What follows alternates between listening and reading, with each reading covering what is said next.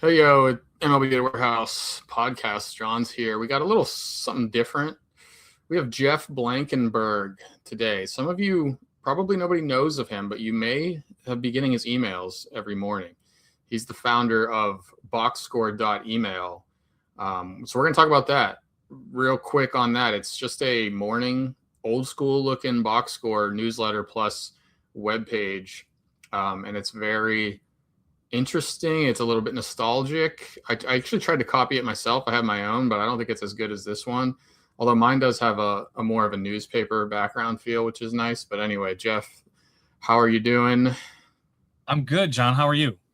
It's all good. All good. So we're going to talk about the boxscore.email, and it's totally free. We're going to get into it. But first, a lot of baseball guys here. The audience, my audience is dudes, like 30 to 60-year-old dudes. And that seems like the range you're in. You seem like a dude to me. So what's the background? You got a Cleveland Guardians hoodie on. What's the baseball background for you? I do. So I have the curse of having grown up in Cleveland. Yeah, that sucks. Stuck with all of our sports, but love them all to death. I grew up in Pittsburgh, so there's a particular animosity here. Yeah. I'll try not to jump through the camera. As the NFL season begins. Yeah, that's okay. So, I've always been kind of a baseball guy, right? I was doing fantasy out of the newspaper on like notebook paper in middle school with my buddies, and that was just always kind of a thing. And so you imagine growing up, eating your Cheerios, reading the newspaper after your dad reads it, of course, right? He's got dibs. But you sit down and you go through the box scores and you can see all the stories, because that was back in a time when you couldn't watch all the games. If you got your local game, that was fantastic. Or maybe you saw the Braves on TNT or Braves and Cubs. Cubs, right? Yeah. But that was really it. And so you didn't really get a feel for what was going on in the rest of baseball. And box scores became, for me as a kid, that kind of way to see the story. What happened in that game? Why was it interesting? Who had a good day? Do you know why it's called a box score? Is it just because it's a box? Yeah, I mean, I think it's because they just put all the data in a box. Yeah. I haven't actually looked at like a real definition for it, but that would be nice. That's got to be it. Yeah. So I'm 35. So when I was really getting into it, it was still like I got high-speed internet in 9th grade. So I wasn't an adult by the time the internet was fully going. But I do remember the newspapers, of course. My dad wouldn't go to the sports section. He would leave. He would grab the news. He wanted to see what he could get upset about that day. But so the sports page was available for me, and I was still, to this day, the thing you remember is how the divisions were ordered, right? NL East, NL Central, AL West, or NL West, East, Central, West. And you still, like, when I write up teams or whatever for fantasy stuff, that's still the order I go in. I'm like, if I got to go division by division, it's NL East, NL Central, NL West, and it's because of that newspaper. Yep. But yeah, my like coming up memories were more from like, and it's still different than now. You had to wait till 8:00 and you would watch Baseball Tonight, and then you would see all the highlights, because you could get on the internet, but it was the dial-up, right? So that would be, especially on NFL Sundays. I played fantasy football in middle school, and it would be like, okay, at the end of the day, I'm going to ask my parents if I can get on the internet, clog up the phone line, and see how all the fantasy team did. And I think there's something to be said for that. I mean, having immediate information is nice, but it's almost like we don't appreciate stuff because it's always just right there what you want to check. The build up to like seeing what happened was always so fun. Yeah, I totally agree. As I was in high school and into college, I mean, that's really when a lot of the high speed stuff happened for me. I'm a little bit younger than you. Yeah. And I was just amazed at, one, how much data was out there, but also two, how much wasn't, right? There was so many more things that I wanted to explore. And outside of some video highlights and box scores, not presented in the way that I was used to them on the newspaper, that was really it. Yeah, man. I guess that's why it's like the newspaper kind of dictated what people cared about too. Because growing up before the 2010 or so, it was like, what's the hitter's batting average? How many wins? What's the win-loss record for the pitcher? And like that was kind of how you judged a guy. And now it's completely different. Nobody cares about either one of those stats anymore, for good reasons. It's some for bad. You could argue it, but now we're all just inundated with crazy numbers and stuff. It is. Yeah. I mean, it's interesting to me. My newsletter does carry wins and losses in the leaderboards and stuff like that for pitchers. But it is a number that doesn't really reflect the success of the pitcher. I mean, if somebody's got 20 wins, that's an accomplishment, but that's an accomplishment of their team, not of their performance. But they help. Yeah, it says something about the guy. But yeah, like, what do we got here? Aaron Ashby has 10 wins. I mean, okay. So I come at everything from a fantasy perspective, and wins do matter in fantasy baseball leagues. It's still a category in most leagues, but the problem with them, you want a win. You want to see if your pitcher won, but it just doesn't really predict that they'll win the next one, you know. No, and as a Cleveland guy, right? You've got Tanner Bybee, who just had his first win of the season, but the dude's got like a 3.4 ERA, right? He's fine. Yeah. He just hasn't had the run support at all. How bad is that Cleveland lineup right now? My goodness.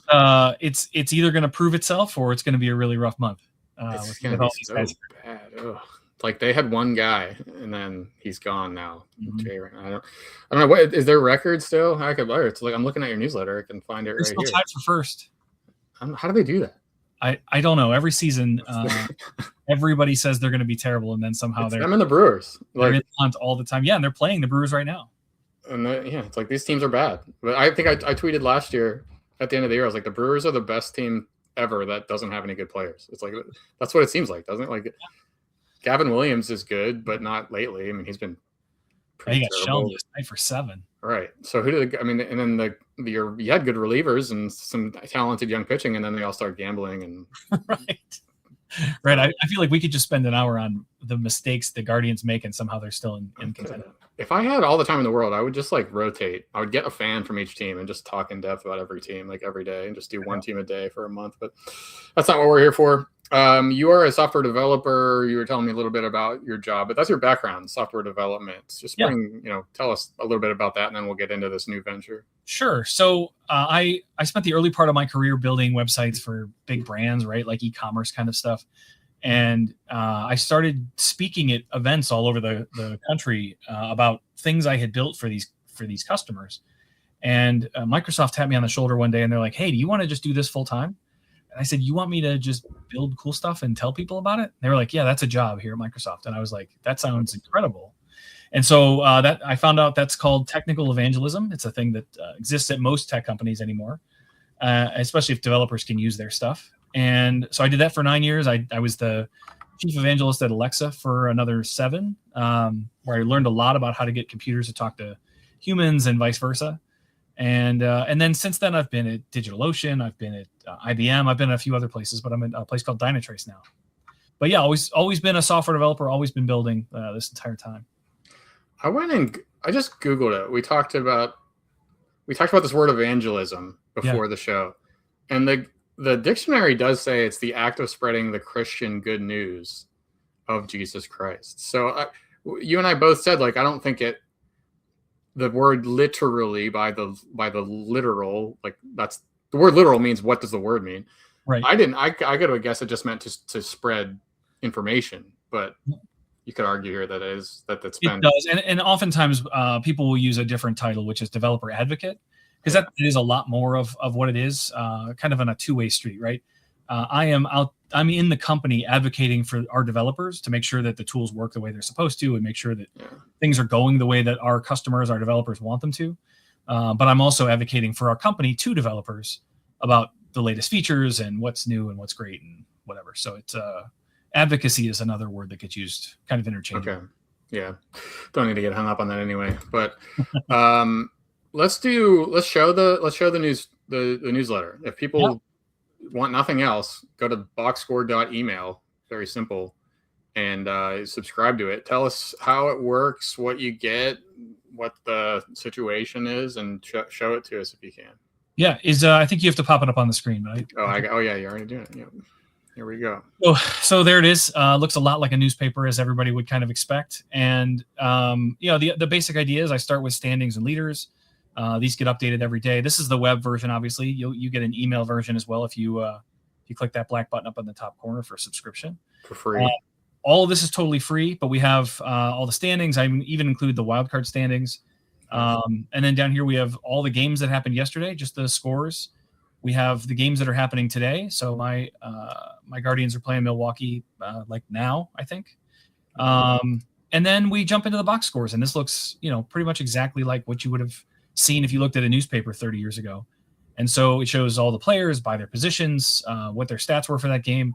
This OPS and average columns are their season OPS and their season average, including that day's games. So those are all up to date.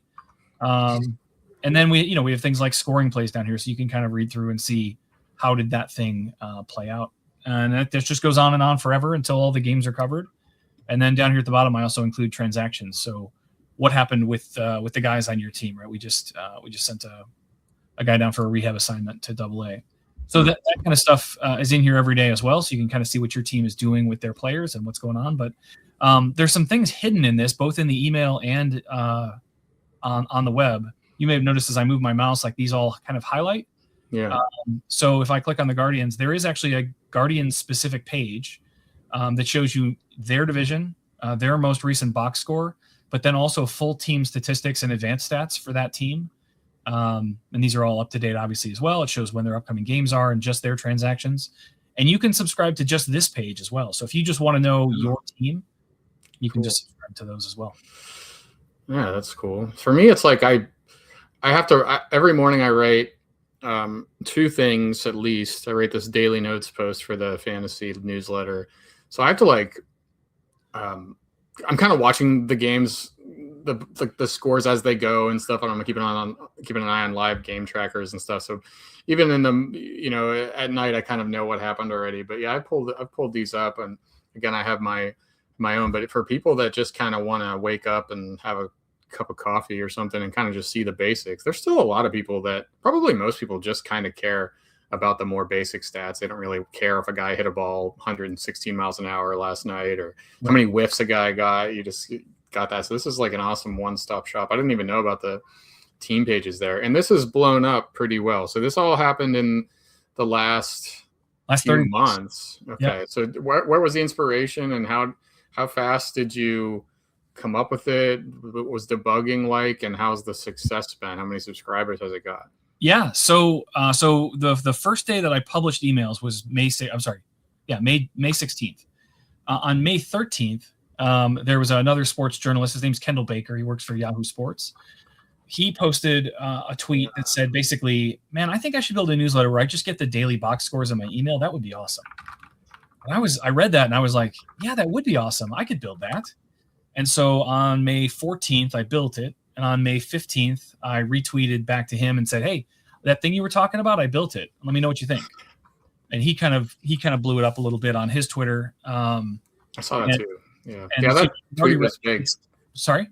That tweet I saw it too. It came up in my feed. So it must have kind of gone viral when you jumped on it. Yeah, it did pretty well. And so that morning of the 16th was the first day that I sent emails. And I already had something like 1,600 subscribers on the first day, just because of all the noise that had happened on Twitter. And so it's kind of grown over time. I'm a month into this now, and I think I have just over 6,000 subscribers to the Major League Baseball list. So it's still growing. It's slower than it was that first day. Obviously, you're not going to add 1,000 people a day all the time. Right. But it's been going pretty well, and I can show you some of the stats and things behind the scenes. But you were mentioning you didn't know about the team links. I mean, I'm trying to take advantage of the power of the web. And so there's also player links as well. These you can't subscribe to, but you can get to them by clicking on any name in any of the digests.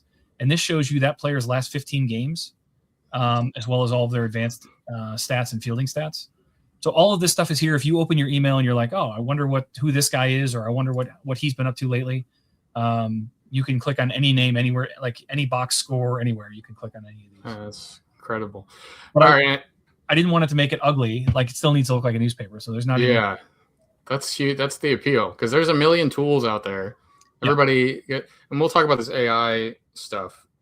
First, let's talk about but point being, like, anybody that knows how to work a computer a little bit now in the last couple of years can now come up with some coding things, and that doesn't put them on the same level as someone with an actual background in it. Like, the people that learned how to code will always be better with the new tools and AI and stuff. And most of the stuff that people come up with in a day, like in the sports betting world, a lot of these people just come up with some home run prediction thing with AI, and it's probably terrible, but it looks kind of legit. So we'll talk about the AI stuff and how you did this so fast. But first, the the data source is just the MLB API, I assume. It is for today. So one of the things that I have found over these 30 days is that when you go a little viral on Twitter and you find a bunch of subscribers, some of the people that reach out to you are other sports broadcasters and journalists like you.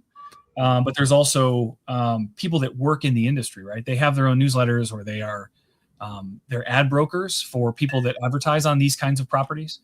And I've had a few of those reach out to me and say, hey, I'd love to help you get some advertising for all of this. Well, that requires some pretty significant decisions to be made. You can't use the API if you're profiting from it. Exactly. The Major League API is free for private personal use, but any non-commercial use is you'll probably get a letter from Major League Baseball. So as of today, right now, yes, it is still using the Major League API, and all the data is coming directly from Major League Baseball. But I've built a relationship with one of the sports data brokers. And all I need to do is flip the switch and I start using theirs instead. But I've already built the entire back-end infrastructure to handle their data feed instead of Major League Baseball's. But don't they get it from MLB too? I mean, this is all MLB's data at the end of the day. Yes, but they probably pay Major League Baseball for it. Major League Baseball doesn't want to work with someone like me, just some small guy that needs this kind of thing. So there's probably 5 or 6 major data brokers out there, and they are the ones that have direct relationships with Major League Baseball. And me paying for the data isn't really about the data. It's paying for the ability to profit from the data. Yeah. And because it's expensive. It'd be at least is it a few $1,000s a month or in that range? For baseball, what it's looking to me is probably close to $10,000 for the season. Yeah, that's wild. Yeah. It's not a small amount of money, but again, based on what I hear from the ad brokers, I could be looking at, let's say I have 8 advertisers at $600 a week. That's $5,000 a week. Yeah. That more than pays for $10,000 for a season, right? So, but that's a long way from now. Yeah, I'm worried about that because a lot of my stuff have dashboards and stuff, and it obviously all is baseball data. And it's like I worried that the Savant, like the Baseball Savant, is free. I always just dread the day that they turn that off. That like all of a sudden we can't scrape it.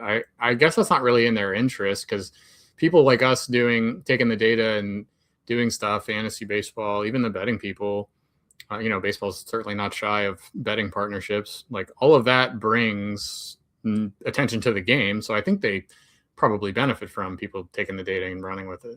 Right. I think Major League Baseball has a history of going after people if they're making a lot of noise and making a lot of profit from their data. Yeah. But there's also a huge online ecosystem of people that have found every endpoint from ESPN's APIs, which are also undocumented and non-licensed, but there's tons of people that have built software off ESPN's APIs. Yeah, I got banned from Fangraphs. My IP address got nuked a couple years ago. That sent me into a tailspin. Yeah. The APIs I think the most appeal of this podcast will be for the people that are kind of interested in the coding and stuff. So, we could, I don't know, like an application programming interface. So basically what it is it's MLB has all these little web pages that list just the text of the games. And it's in a format called JSON, JSON. It's dictionary based. We're going to be talking in some technical terminology now, but a Python script, and you can tell us soon what kind of coding languages and what the process of this is technically, but it's just all presented in a format that's always available and very easy to process. And you have the ID numbers for every player, so you don't have to deal with, the Luis Garcia was my least favorite person in the world for a couple of years because when I first started, all my code was just using the name. It would look at what did Luis Garcia do last night, but okay, there was a Luis Garcia starting for the Astros, and there was a Luis Garcia pitching out of the bullpen for the Dodgers or whoever he was on, and it would sum up. It would treat them as both as one person. So that kind of stuff gets annoying. And as a coder, I'm sure you have stories just flash into your head about problems with that. I have that problem right here on this site, right? So if you look at my URL, right now I have a number. This is Major League Baseball's identifier for Yordan Alvarez. Yeah. But when I move to my own model, which is probably days away, I'm using the actual real player's name. And if there are more than one of them, then I use their birth year and I tack that on just so that I have some other unique identifier. But yeah, it's always a problem when you're working with names because it's likely somebody else has that name too. Yeah, what else could you could use? Like a lot of guys, you'll see like last name, then first two of the first name, and that will use. Well, that wouldn't work for Luis Garcia though. And then, Nope. but if they're born in the same year, go to the month or something. But even that's possible to be the same. So Yeah, after that, I just start numbering them. So the first guy would be Luis Garcia, right, 1971 or whatever, and then the second guy would be Luis Garcia, 1971-2. There's two Mason Millers. I think the minor league Mason Miller is out now, but I saw him at a high A game last year. I was in the South Bend Cubs, and the guy pitching against the South Bend Cubs high A was named Mason Miller. And I was like, there he is, because I had that problem in my dashboard with Mason Miller. It was like, there's two Mason Millers, and it was like, which one are you talking about? Like, yeah, the Guardians had two pitchers named Logan Allen. Yes. Yeah, and they were both same terrible. problem. Yeah, and they're both lefties too, right? Like it was. Yep. It's like so you got to use ID numbers. That's a super key point for young coders. Always go to unique identifiers, player ID numbers. But so we're using the MLB API. You've got scripts that run. This is all completely automated now. You don't have to do anything at all. It runs. You said you wake up and get the email just like anybody else. Yep. So tell us as much as you want about the technical side of it. What programming language? Where do the scripts run? What kind of costs do you have? What's the newsletter service? And kind of just walk us through like that, because I'm interested in that. Yeah, we can go deep on this. So I have I mentioned I worked at Microsoft, right? So I came up kind of in a C# Microsoft.NET kind of world. But once I left there, not only did I abandon .NET languages, but I also kind of abandoned the Windows PC. And so I've been mostly a Mac JavaScript guy since. Okay. And so all of this is built on React, which is a JavaScript framework. And so everything you're seeing, everything that this is built in is primarily JavaScript. The database behind the scenes is at a service called Supabase, which is just a Postgres SQL database that can hold millions and millions and millions of records. It has a lot of really, for those people that are thinking about like, why would I use Supabase? One of the reasons that I like that over like just a standard install of a Postgres database is it gives me a bunch of other tools. It gives me public web storage automatically, right? So you think about when you want to host images or graphics or anything on the web, PDFs, you often have to have some public URL someplace for those. And so it's just as part of my database, it already has all of that. But it also provides authentication. And so the authentication that's happening on BoxScore, whether or not you realize you're being authenticated, when you subscribe, you type in your email address, it sends you an email, you click on a link to verify that that email address exists, but that also logged you in. And so now you are logged in, there's a cookie on your machine that knows that you're there. And that's only just so that you can easily come back and change your subscriptions. I'm not doing anything nefarious where I'm tracking people or any of that nonsense. Yeah. This is pretty simple and straightforward. But all of that authentication is happening just naturally as a part of using Supabase instead of having to build all that myself. And if you click in a link in the email, if you're on a different device, does just the fact that you clicked it from your email account, does that send the email through? No, I really wanted to do that. That seemed like a smart play. The problem is most email providers, whether or not people realize this, they are doing all sorts of nonsense to your email before it arrives in your inbox. Yeah. And so think about something simple like sending you an email that has the click this to verify your email address. Mm-hmm. Most of the time, Gmail and Apple Mail and a couple of the other big players, they click that link for you before it even arrives. And so you have to have some other step on the web that isn't the first click, because those places are clicking those things for you automatically. And so if I provided those kinds of links in the email, there's two bad sides to that. One is a bunch of clicking would happen that you didn't even know was happening. But also I expect, and I don't have a way to track this, but I expect that there are people that get an email and they're like, hey, I'm going to forward this to my buddy. It's cool. Mm-hmm. Well, if they forward that, it's still going to have all of those links embedded, and now they have access to his account and whatever else. So it felt better to just skip that part. Okay, so what time does it run? It all starts, and a script goes and gets the data first, and what happens from there? It does. So I don't have a good illustration for this. I should probably draw one. But at 5 o'clock in the morning, Eastern time, it goes out to Major League Baseball's API, and it literally makes one call. Just give me yesterday. And it brings back this giant blob of data, and it throws it in my database. Actually, the blob is so big that it's not only all the stuff you see in the box scores, but it's also all the data for every single pitch of every single game. I don't need that. So I chop all of that stuff off and then I throw the rest in my database. From there, I have... and this database is on the cloud, you said? That's part of the Supabase cloud-based database, yeah. Do you pay for that a little bit? I do. If we can go through the cost now, I figured I'd cover the deal. You don't have to. But. No, I'm happy to cover costs because I think it's interesting for people to know what something like this costs. So the database, I want to say it's like $25 a month. It's not terrible. As it continues to grow, it may go up a little bit in cost, but I'm probably gonna have a hard time getting over like $50 a month. And the reason for that is because I've built the whole system to avoid the database. So obviously I go out and I collect that data from MLB and I throw it in the database, and then I have a renderer that goes out and it grabs that data that we pulled in and it builds all the box scores. So not only does it build what you see on the web page and save that as raw HTML, but it also generates images of all these sections. So if you look at the page, right, we've got the standings and the leaders and all the individual box scores. Not only does it generate all of those individual things, but it also then, I'll just show you. Yeah, the formatting is the most impressive part, and I had a lot of trouble with that. Oh, this took a lot of massage. I mean, It was really challenging to get everything to work the way I wanted it to. But if I go here, this is just the Twitter account for box score. But on here, it's also generating images of each individual box score and posting those to Twitter and Blue Sky every day. Just as a way to like find those audiences and get people to. Is that Python with Tweepy or something else? No, it's actually using, what is the library? I'm going to forget the name of the library, but no, it's all JavaScript just to generate an image.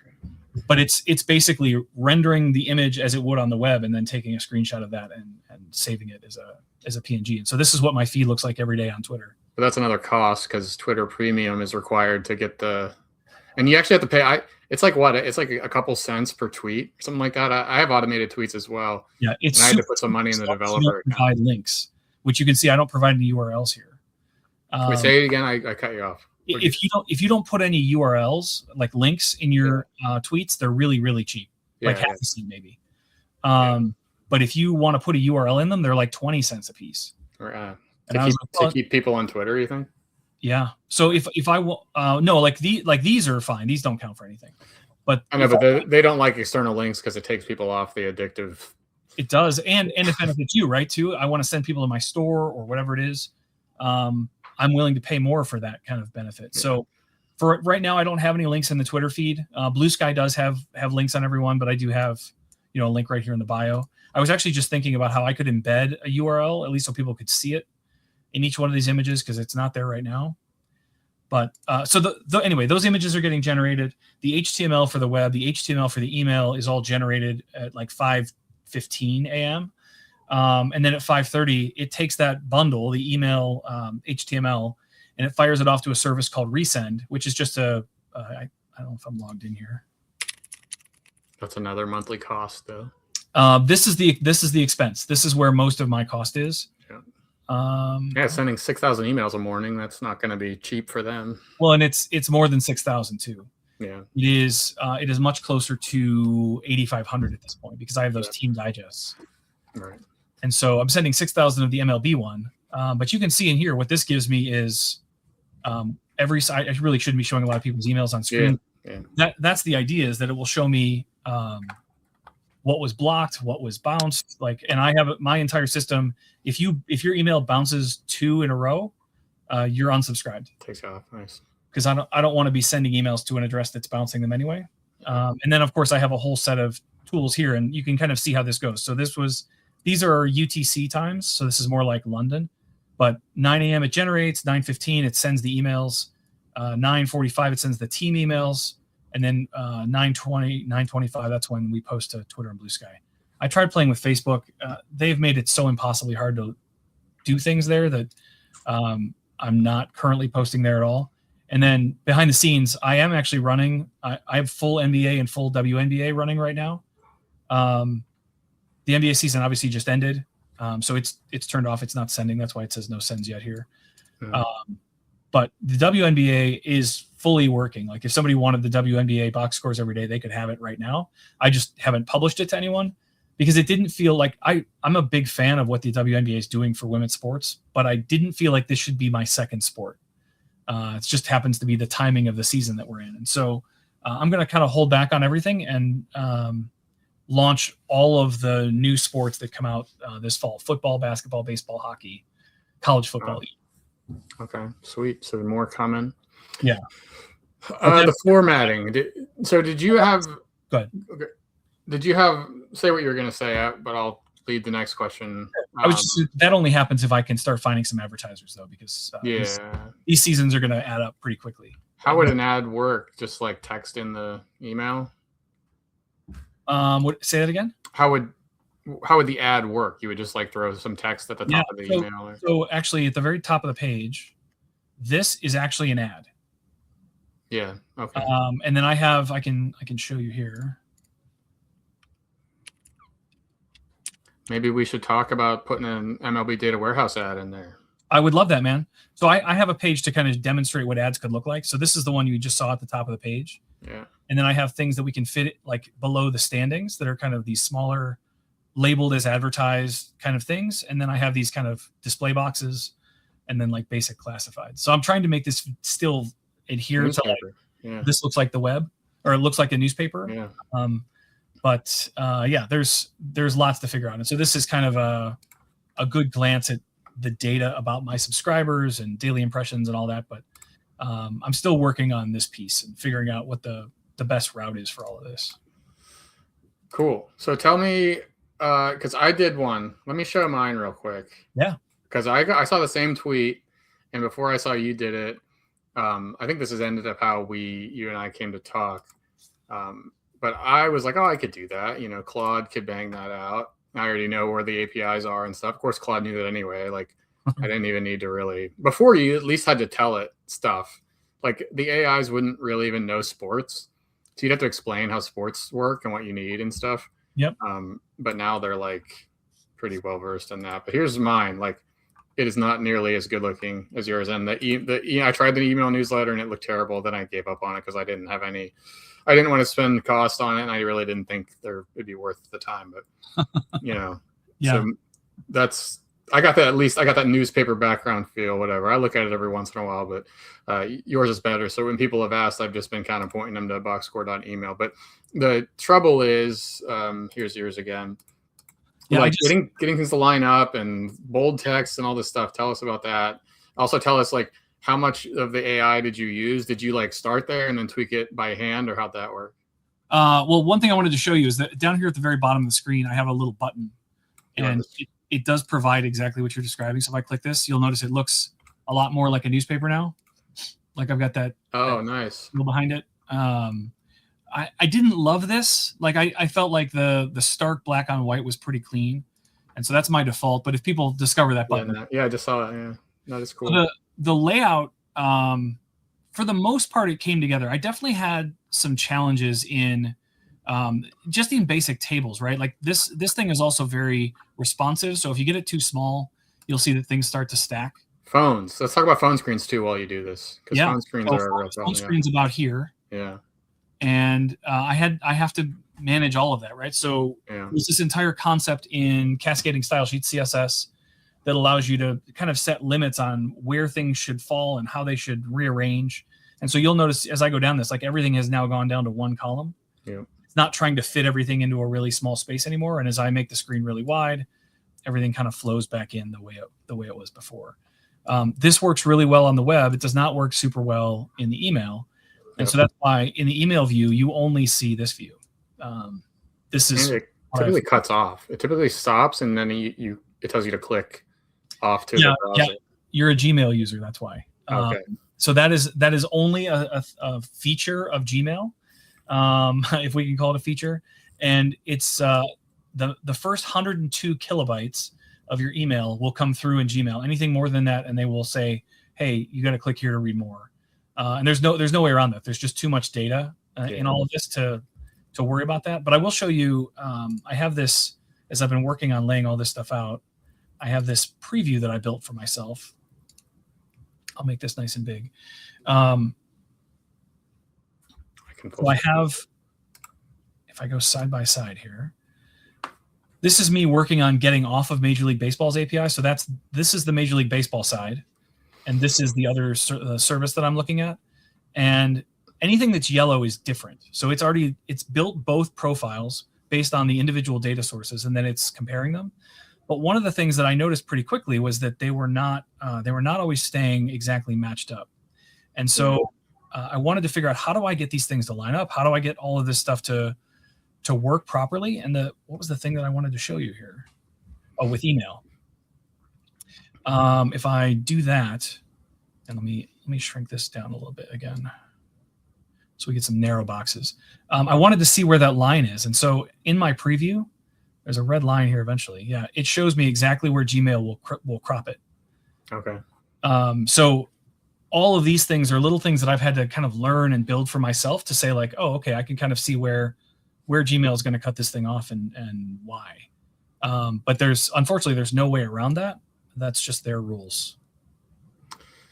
Email was the first big one, and it has stuck through all the years. Email will never go away, I guess. No, it's funny. I have 2 kids, right? They're in high school and college, and email is not a priority for them at all. Yeah. As they start their lives and like they're looking for summer jobs, I was like, dude, you got to check your email every day. That's how they're going to contact you. Yeah. He's like, oh, I do it when I think of it, but like emails, nobody contacts me on email. They're not going to TikTok you about a job. Yeah, exactly. A Snapchat message, right? Yeah. That's not how it's going to work. So I think email is still going to be like the formal way people communicate, but spammers have honestly made email so bad that a lot of people don't even want to use it. Gmail is good at filtering like the junk out, which is nice. All right, here's a question. This is for my own my own silly interest here. What percent of your emails are people still using AOL.com? I gotta know. Ooh, I don't know if I know that. Have you seen any? Well, I definitely have here. I don't want to show emails. Yeah, that's fine. I just like every time I see, like, my father-in-law still has an AOL.com email, and it's like, dude, that's like 1995. It's funny to me. Oh my gosh, it's so many. Yeah. It's so many. I have an email lookup in case somebody says, hey, this isn't working or whatever. I can go look them up quickly. Who owns AOL at this point? I thought it was Time Warner. Because somebody's got to be paying for this still. Because pretty much, the first internet connection, not the first, I guess, but pretty much if it was 1996, like everybody got that CD of AOL and they all got their AOL email addresses. And some people, the people that started there that are more the boomer generation or whatever you want to say, kind of are still on it. But yeah, it's interesting. I was thinking it was Time Warner. It's not. Verizon owned them until 2021. And then they went to a private equity firm, and now they're owned by some Italian company called Bending Spoons. I wonder why. They can't be profiting from it, but they probably just can't shut the email down because they would screw over so many people. Gosh, there'd be so many old people that would be so mad about their email network. Can you register a new AOL.com email address, or is this kind of... You probably can, I'm sure. Yeah, that doesn't. I don't know. I always got a kick out of that. That and like, what was that?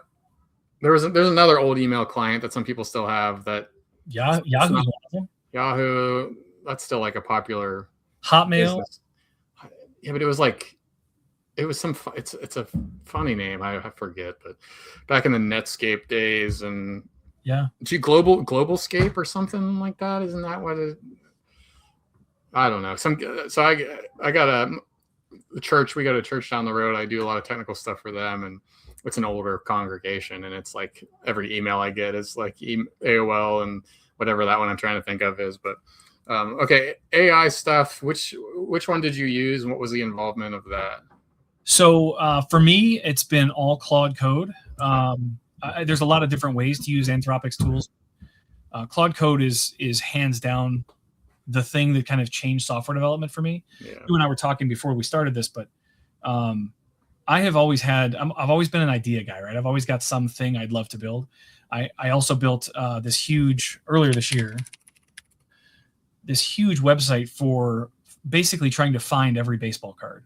But in order to do that, I have to have the database of them. So I have not even gotten close, right? I estimate there's probably 50 million cards that have ever been made. and I've got about 1 million of them in my database so far. So it's a big project. But these kinds of ideas pop up to me all the time, and it wasn't until AI made it possible to write code really fast. Right. You have a picture of all these? You have 1 million pictures stored? I don't. Okay. No, I probably have thousands of pictures. Yeah. But this is all, for the most part, it's been pretty manual, because a system like this, I need it to be accurate every time. I can't let an AI agent go out and just fill it in and hope it's right, because I wouldn't be able to review them all. Search Tony Womack, my childhood hero. Was he on here? I don't search. Just can you search his name? Womack. I'm sure you remember.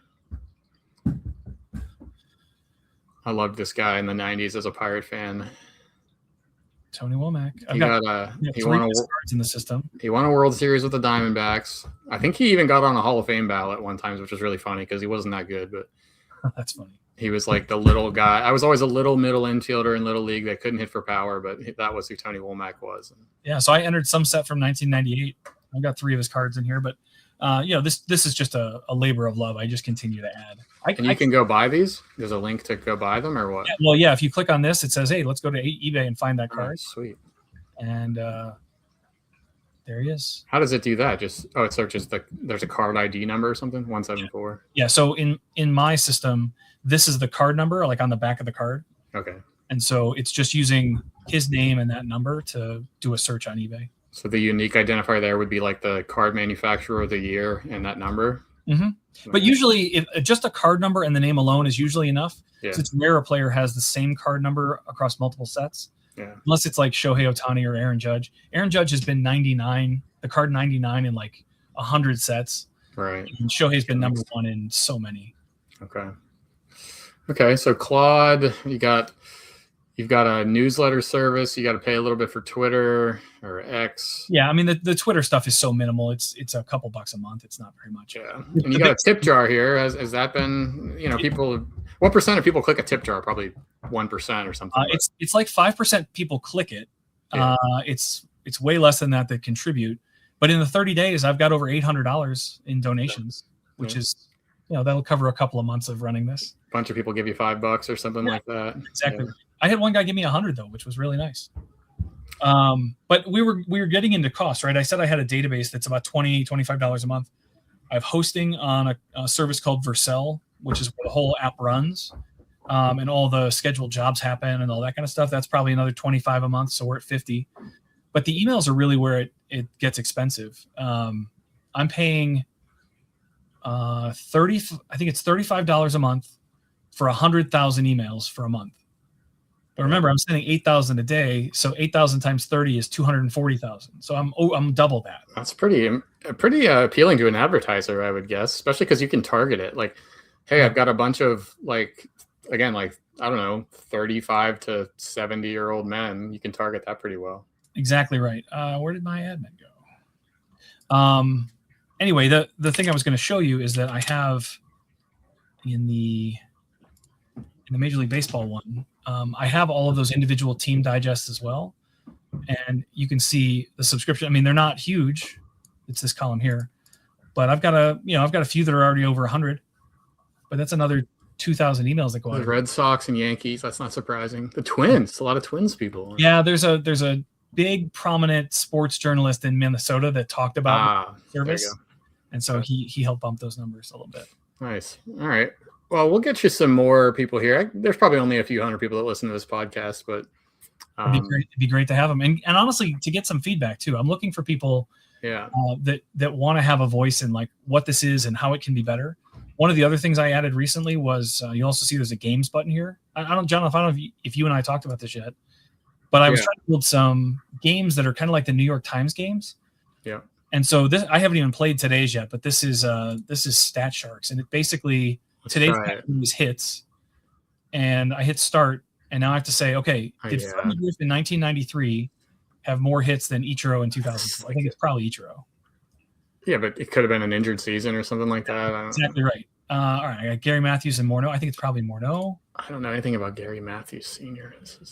This goes back to 1950, so there's definitely guys you haven't heard of. These are both 80s guys. I think Jose Cruz was pretty good. How does it pick? Does it filter to like Are there filters here to choose the players, or is it completely random? They get harder as they go, and so it's got to be Pete Rose, right? Hit King. The gap gets smaller and smaller with each one. Oh, okay. Got to be Pete. So I see. So that's how it's picking, kind of finding two guys that are somewhat close, and then closer as you go. Okay. I already saw each row. That's good. Will it pick anybody that had like 5 games played, tricks like that, or yeah, I think it's a couple hundred games played. Yeah, At so least, it's not yeah. just some random bench guy. right? Tony Fernandez, yeah. Oh, maybe I'll win this one today. That'd be amazing. Ernie last year had a huge year. I don't even know who Ralph Garr is. How many? Oh, Yeah, I would have said he got 120 hits or something like that. yeah. So I got to 8, right? So, and you can review and see like Hits are harder to come by. Does this log the best scores and stuff? Like, can you see how people did? it. Well, no, I haven't shown a leaderboard yet because all I have is their email address. I don't want to show people's email. But you can see. I can see, and then there's also an endless mode. You can come in and pick whatever stat you want and just run with it. But the daily one, you only get one of them. Everybody gets the same distribution of people and questions and whatever. But I got an idea for this, and I got an idea for the main page. Cool. For this, you should put a minimum year. So someone like me, I can go pick 2015. Oh, yeah. That would be a good idea. Because I got no idea about what happened in 1950. You know? But then I might have to drop the number of at-bats or something. Yeah. And then I also have this other one, Time Machine, which is much simpler. But I basically just show you a box score, and you have to guess what year it's from. Wow. But you get to see every player's name. You can kind of dig in and look. That's not okay. Well, geez, Willie Stargell. This is I've got Lou Brock here. This is the 70s, maybe the early 80s. Yeah, I was gonna go like 1969. No, it's higher than that. 75. Right. Yeah, there we go. That was a total guess. Yeah, so yeah, but there's definitely a little guesswork, right? But Yeah. these are kind of fun ways to test your knowledge on. Yeah, it is fun. On sports as well. So if there's ideas for other games too that are based on box scores at all, I'm putting some of those together. I have a third one that I think is too hard. I call it Box Squirtle. There's probably a sizable number of people just listening to this and not viewing. So if you wanted to see these games, hit the video button here if you're on Spotify or something. No, it's line Squirtle, and it's like that box score one, but you're just given a line score. So this is a pitcher. He had 9 innings. He gave up 1 hit, had 4 strikeouts. So this is a complete game. Kyle Hendricks. And now you've got to guess his name. And I can show you. I can click show date to like use a hint. I can click show teams, so I can see at least what 2 teams it was. Is this the exact number of letters that are in his name? Yeah. Does Kyle Hendricks fit in there? HEND? No, it's gonna be too short. His name's gonna go too long. Yeah. I mean, that's impossible. Who could do that? That's why this one isn't published yet. I feel like it's a little too hard. Yeah. But I could do. Let's see. There, Shane Bieber fits. So if I hit that, now I have some matching, and now it starts suggesting names to me that match those greens. Oh, okay. Then I can at least dig through this a little bit and be like, Chad Pinder was a second baseman, so it's probably not him. You know, that's fun.